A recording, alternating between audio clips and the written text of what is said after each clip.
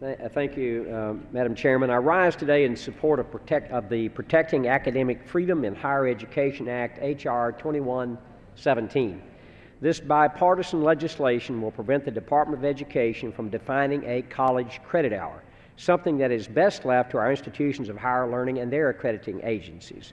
It will also block a cumbersome new rule that will require states to use federally set one-size-fits-all criteria to regulate higher education.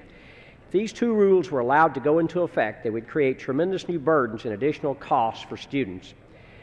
The exploding cost of higher education is already putting the opportunity of a college education and diploma out of reach for too many Americans. Last year, tuition and fees at public four-year schools increased by 8.3%.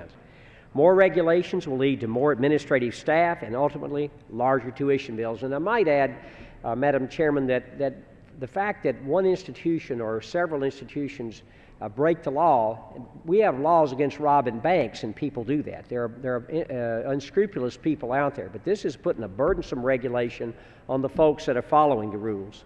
The average debt of a college graduate today is approximately $22,000. When I went to medical school, I started in 1967 and graduated in 3 years in 1970. My father was a factory worker. I was able to work in medical school and graduate with no debt from college and medical school. That's unheard of today. Today, students are so far in debt that they'll spend up much of their working life paying off these exorbitant loans that they have. There is much that we can do to improve access to higher education and lower costs. Issuing new regulations, however, takes us in the opposite direction. I've taken hundreds of hours of college credit, and not one of them has been approved by the federal government, yet I am a board-certified physician.